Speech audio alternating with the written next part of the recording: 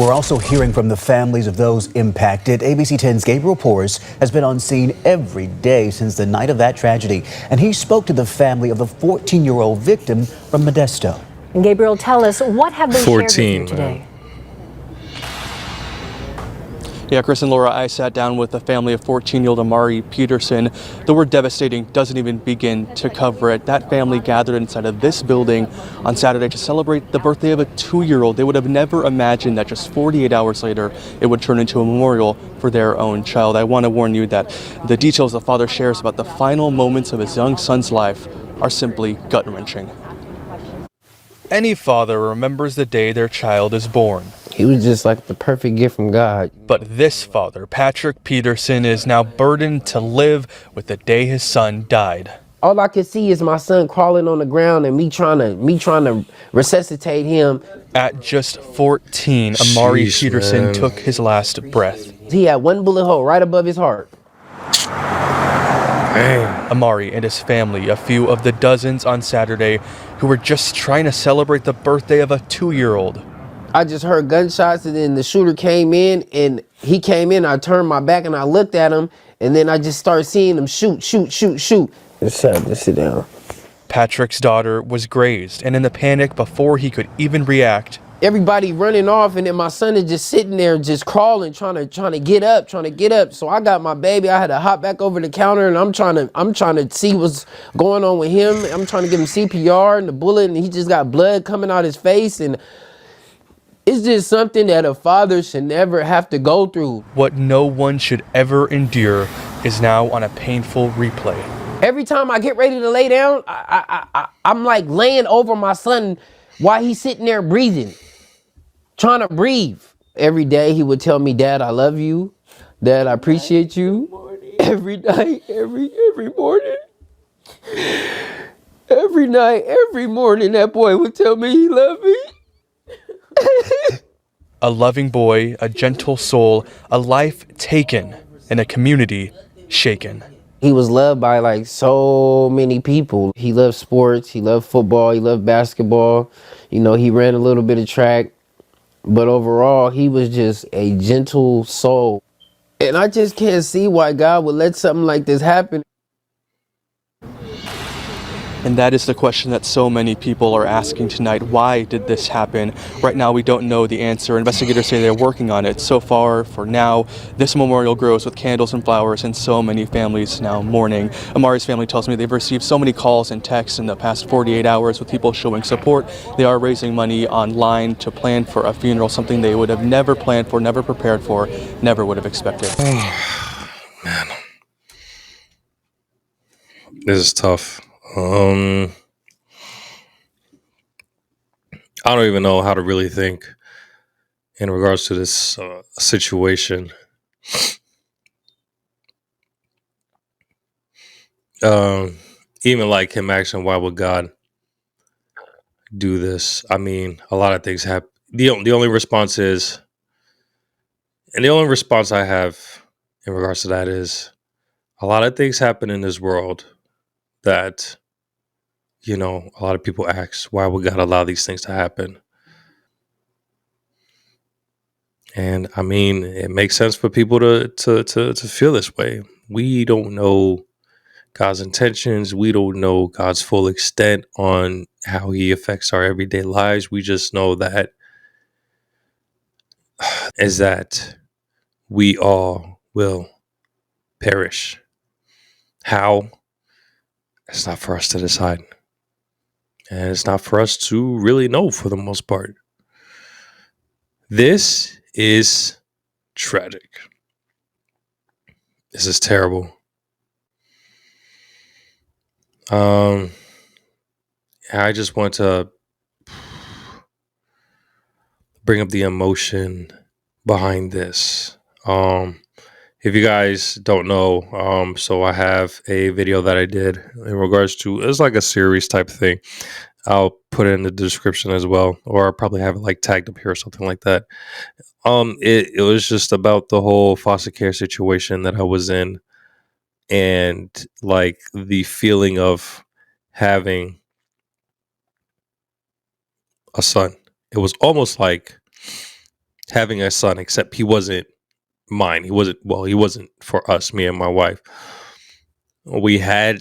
He came to us as through foster care at 4 months.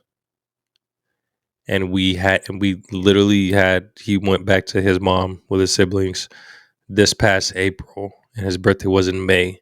So we've had him for almost 5 years. October, the day before my birthday, would have been 5 years that we had him. And he went back to his mom literally at the drop of a dime.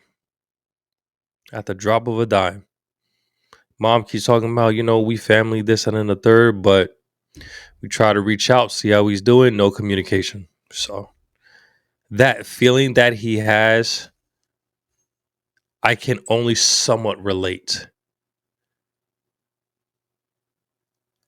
It's a different type of pain because it's like he's out there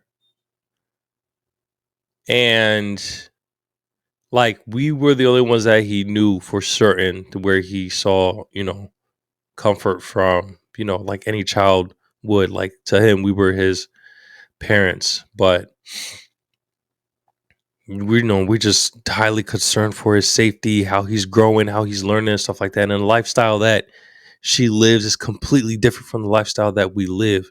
And I'm talking about as far as like a regular lifestyle, I don't know, like an uplifting, growing lifestyle, Christian faith-based lifestyle versus, low income household lifestyle type situation. And we've seen the mother, we've seen how she acts, the plenty of situations that she's been through. So everything that I'm saying, yes, it's through firsthand. It isn't just me guessing. So his safety was our biggest concern, and like day in and day out, the random things that would happen that would make me think about him. The picture that still sits on the fridge that makes me think about it. Eventually, one day, I'm gonna just get rid of that picture because it's ridiculous. And like even on my phone, I have Samsung. Forget you iPhone users. I have Samsungs, and for some reason recently, the Photos app just make like these little collage things with like little music and stuff like that. And it'll just like have like random pictures based off of the time period in which I took those pictures. And he's in a lot of those pictures. And I would watch them to remember, because a lot of times it's nice to remember, but then the pain starts to come back again. So as of recently, I can't uninstall the Photos app because it's part of the phone.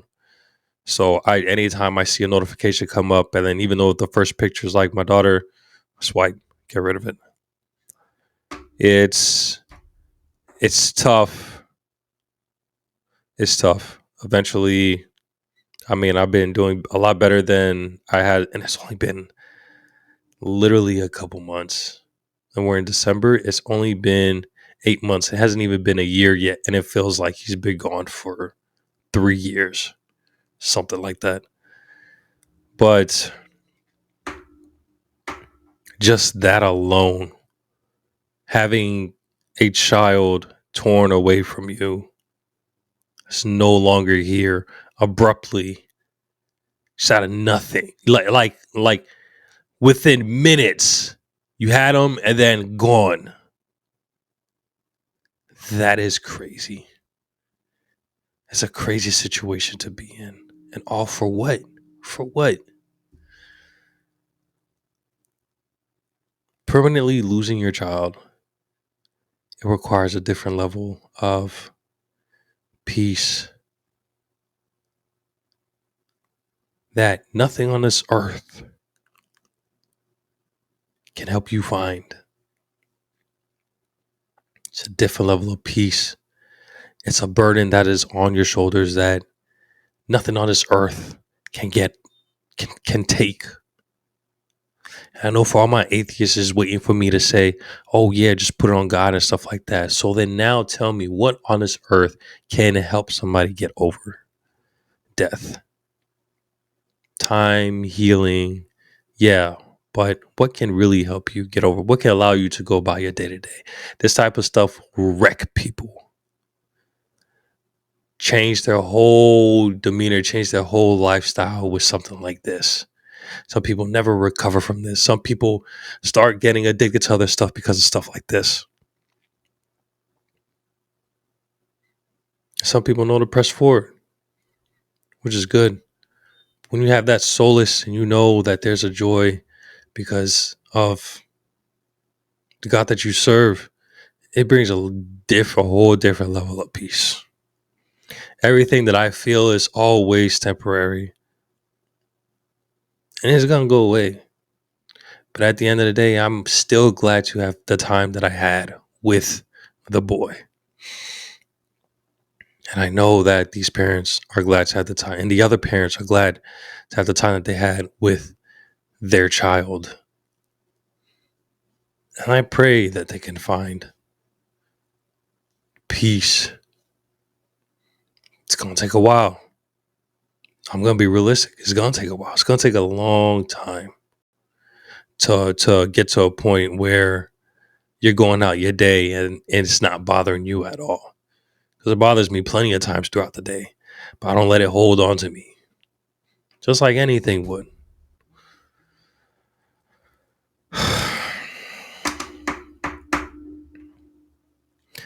I don't know, guys. It's just crazy the world that we live in right now. It's crazy. I feel like I'm trying not to say too much and think too much about it. Because just thinking about the situation and losing the child puts a huge pit in my heart. Because even just like, my mind just this weird thing where like tries to prepare me for certain situations, scenarios that come up. So it just brings a thought to my head. Just thinking about losing my daughters now. Like it's jarring. It's jarring. And for it to actually happen, bro. People's gonna ask, well, how did God let this happen? Why did God let this happen? We don't know. We are but a speck of dust to God at the end of the day. Tell me I'm lying. No, take with that what you want. I know that at the end of the day, regardless of what happens, regardless of how my kids may go, I'm in God's will that it's after I leave and not before. I'm still going to praise my God. I'm still going to worship him until he sends me home, regardless of what happens here.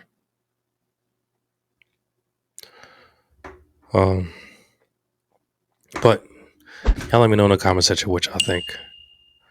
I'm going to catch you in the next one. Take it easy. Peace.